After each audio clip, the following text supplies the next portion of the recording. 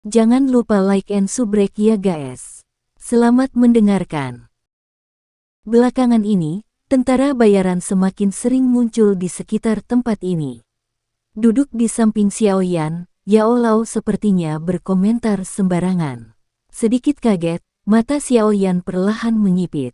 Dengan paksa menelan makanan di mulutnya, dia mencibir dan berkata, sepertinya Wolf Head Mercenaries akhirnya menyadari sesuatu. Menurut kecepatan mereka, saya khawatir paling lama 1 bulan sebelum mereka menemukan lembah ini. Sepertinya kita perlu sekali lagi meningkatkan kecepatan. Sambil mengusap dagunya, Xiao Yao tersenyum puas. Bagaimana cara kami meningkatkannya? Kata-kata Yao Lao menyebabkan Xiao Yan mengedipkan matanya, tidak yakin. Kecepatan latihannya saat ini sudah dianggap tinggi, apakah mungkin untuk meningkatkannya lebih jauh? Memang bisa lebih cepat, tapi kamu akan menderita jika menggunakan benda ini. Yao Lao menjawab dengan jujur. Apakah saya tidak banyak menderita selama periode waktu ini? Xiaoyan membantah saat dia memutar matanya sementara mulutnya bergerak-gerak. Hehe, itu benar, semua tersenyum sambil memiringkan kepalanya.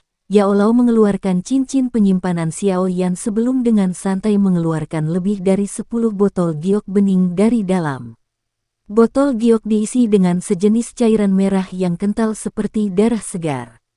Apa ini? Dengan penasaran menatap benda asing ini, Xiaoyan bertanya. Membakar darah. Yao Lao mengambil botol giok dan mengguncangnya dengan ringan. Sedikit tersenyum, dia melanjutkan. Ini dibuat olehku menggunakan 23 jenis bahan obat atribut api dan darah dari 3 jenis hewan sihir atribut api peringkat 2. Jika kami ingin menilai kualitasnya, itu bisa disamakan dengan pil tingkat 4. Petik 2. Ketakutan di matanya. Hal ini terlalu menakutkan. Dengan rasa takut yang tersisa di hatinya, Xiaoyan menepuk lengan yang sudah kembali ke suhu biasa. Menatap Yao Lao dengan tatapan pahit, dia berkata, kita tidak bisa mempertimbangkan untuk menggunakan ini untuk berlatih, kan? Tenangkan pikiran Anda dan rasakan aliran doki di lengan Anda, apakah ada perubahan? Tidak menjawab pertanyaan Xiaoyan, Yao Lao bertanya sambil tersenyum. Mengangkat bahu, Xiaoyan hanya bisa menurut dan menutup kedua matanya. Pikirannya dengan cepat berpindah ke jalur ki di lengannya dan setelah menyelidiki sekitar, keheranannya, doki di jalur ki lengan kirinya tidak hanya lebih tebal daripada doki yang mengalir di tempat lain tetapi energi di doki ini tampak menjadi agak lebih kuat juga. Agak kagum, Xiaoyan perlahan membuka matanya dan melihat ke sisi di mana Yao Lao masih tersenyum. Dia terdiam beberapa saat sebelum dengan tegas mengertakkan giginya, ayo bertarung. Melihat penampilan tegas Xiaoyan, senyum di wajah Yao Lao semakin melebar. Dia sudah lama meramalkan bahwa bocah kecil ini tidak akan bisa menahan godaan dari peningkatan kekuatan berkecepatan tinggi yang dihasilkan, Burning Blood. Dengan terburu-buru saat matanya yang tajam melesat bolak-balik di sekitarnya. Saat tentara bayaran itu hampir keluar dari lembah, indera laba-laba miliknya menggelitik saat dia tiba-tiba menjatuhkan tubuhnya ke tanah. Kaca. Tepat saat tubuhnya jatuh ke tanah, energi ki yang keras dengan kejam merobek area di atas kepalanya sebelum akhirnya menabrak pohon besar ke satu sisi. Segera, retakan muncul di batang pohon dan setelah suara pecah, pohon itu terbelah di tengah. Menatap pohon yang telah dihancurkan dengan paksa, tentara bayaran di tanah menarik napas dingin.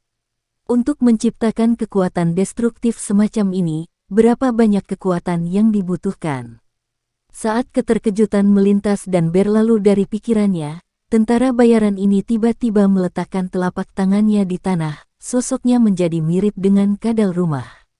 Menjentikkan telapak tangannya dari tanah, dengan cara yang aneh, tubuhnya berlari menuju semak belukar.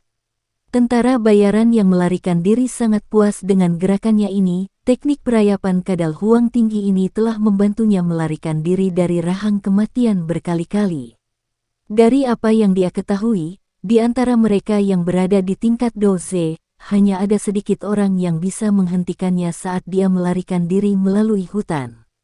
Tepat setelah tentara bayaran berpikir untuk kembali melapor dan dapat menerima hadiah besar sebelum pergi ke kedai untuk membalas dendam terhadap wanita cantik dan berkembang dengan baik yang meremehkannya, di jalan di depannya, sepasang kaki tiba-tiba muncul. Tubuh yang sangat gagah tiba-tiba berhenti ketika tentara bayaran itu mengangkat kepalanya, ketakutan, untuk memenuhi senyum di wajah yang tampan. Kamu lari sangat cepat, anak muda itu sedikit tersenyum pada tentara bayaran itu. Di matanya yang hitam pekat niat membunuh sedingin es menyebabkan tentara bayaran itu gemetar tak terkendali. Menatap tentara bayaran yang telah kehilangan jiwanya, sudut mulut Xiao Yan melengkung ke atas sementara penguasa hitam raksasa di tangannya memotong ke bawah dengan ganas. Segera, jeritan yang mengental darah bergema di pegunungan berhutan. Dengan acuh tak acuh menyeka darah dari penguasa misterius dan berat itu, Xiao Yan melirik ke arah mayat di kakinya. Lidahnya dengan ringan menjilat bibirnya saat ekspresi haus darah muncul di wajahnya. Dia dengan lembut bergumam pada dirinya sendiri, ingin membunuhku. Bagus, mulai hari ini dan seterusnya, setiap anggota serigala kepala tentara bayaran yang berani melangkah ke pegunungan binatang ajaib akan dimusnahkan, karena kalian semua ingin bermain, maka kita harus mempertaruhkan taruhannya. Petik 2. Pembalasanku dimulai sekarang. Ini yang bermaksud menggunakannya untuk ditukar dengan uang hadiah. Xiao Yan tidak menunjukkan belas kasihan. Selama perjalanannya, hampir semua anggota Wolf Head Mercenary Company yang lebih lemah dari bintang 8 Doze dibunuh olehnya. Dengan kekuatan Xiao Yan saat ini, dia bisa dengan mudah mengambil kehidupan bintang Doze dalam waktu 20 putaran jika dia melepaskan penguasa Suan berat. Tentu saja, ini hanya benar jika 7 bintang Doze tidak memiliki teknik Do yang sebanding dengannya. Namun, orang seperti itu tidak dapat ditemukan di seluruh Wolf Head Mercenary Company. Baru kemarin, Xiao Yan berhasil mempelajari beberapa informasi tentang struktur internal perusahaan mercenary kepala serigala dari salah satu mulut tentara bayaran. Yang terkuat di dalam perusahaan mercenary kepala serigala adalah 2 bintang Do Si Musi, yang merupakan pemimpin perusahaan. Di bawahnya ada 9 bintang dan 8 bintang Doze yang membentuk eselon atas dari Wolf Head Mercenary Company. Selain mereka bertiga, perusahaan mercenary kepala serigala yang besar tidak memiliki siapapun yang memiliki kekuatan untuk bertarung solo dengan Xiao Yan. Setelah menatap mayat tak bernyawa itu lagi, kaki Xiao Yan menginjak dahan pohon. Menggunakan kekuatan, Xiao Yan meluncur ke bagian hutan yang lebih padat. Tawa lembutnya yang dingin perlahan tersebar di sekelilingnya. Tuan Muda Muli, saya ingin melihat berapa banyak dari Wolf Head Mercenary Company Anda yang akan mati. Jika kau mengirim 1, aku akan membunuh 1, permainan baru saja dimulai.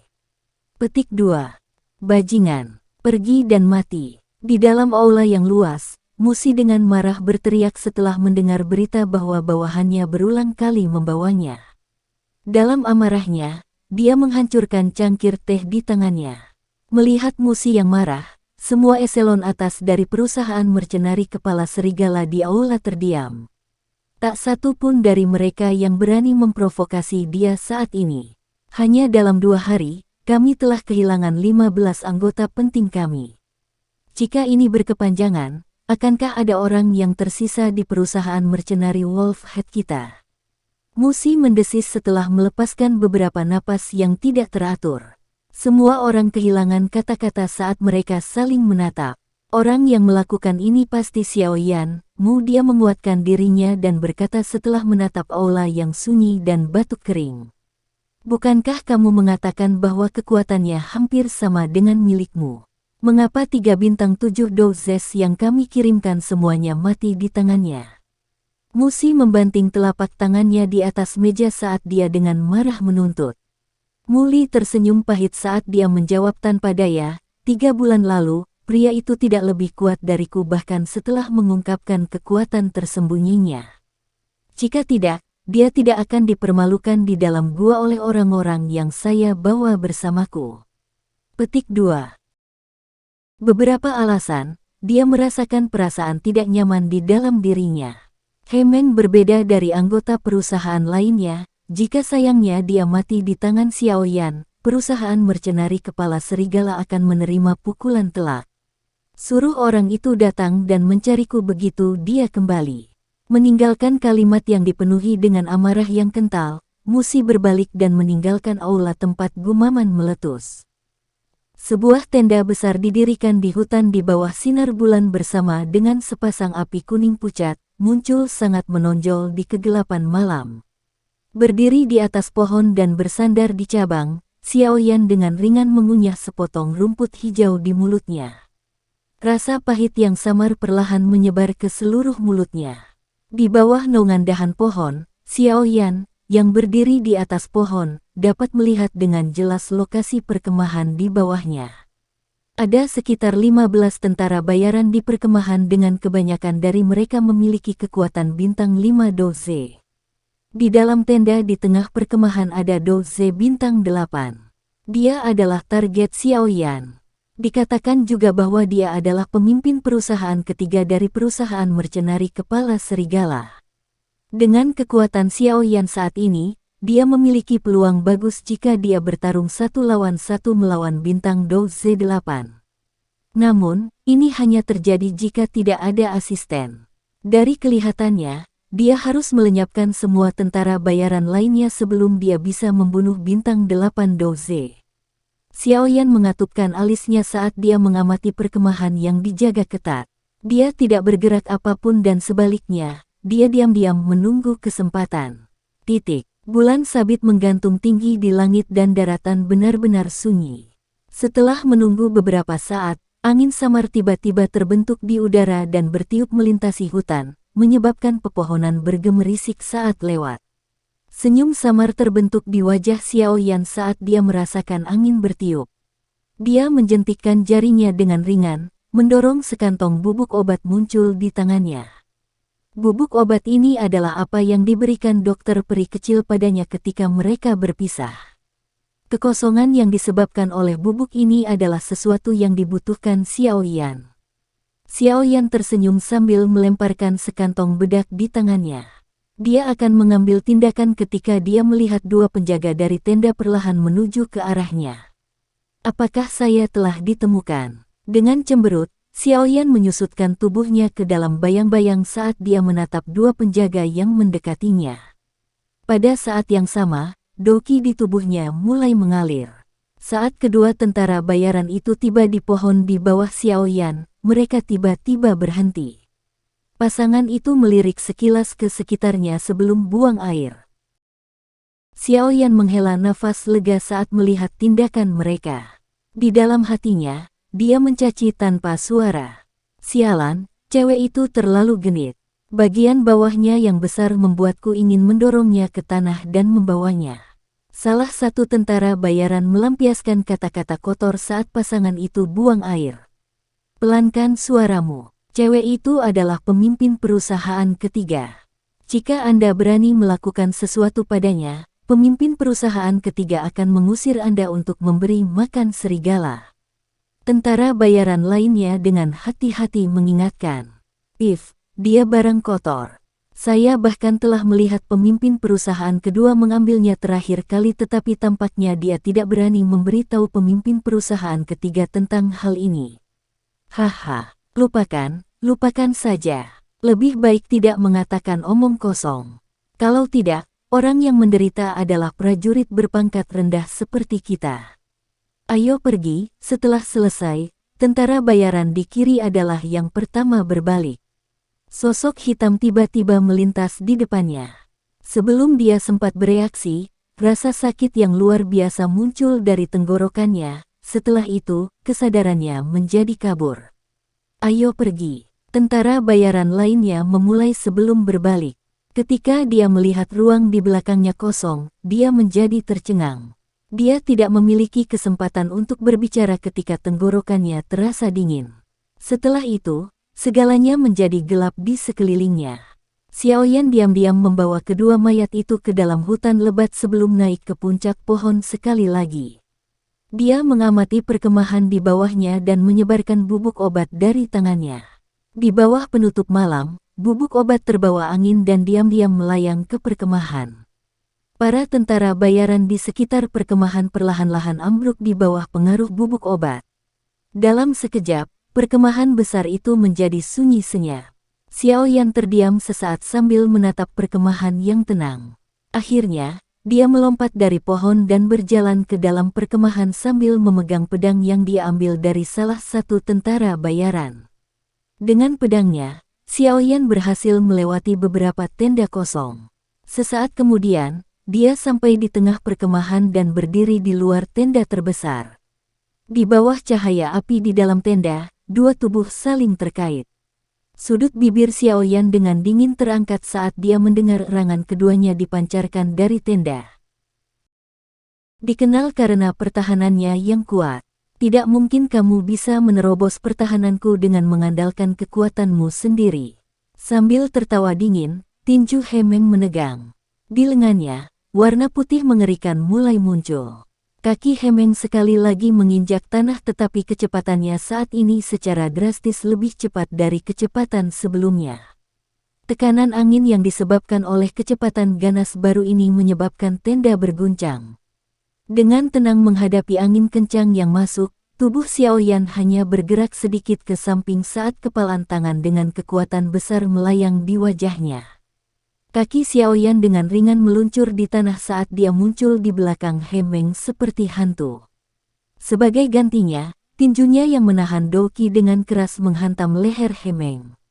Sial! Tinju itu menghantam tubuh Hemeng, namun satu-satunya hasil adalah suara yang jelas mirip dengan memukul batu.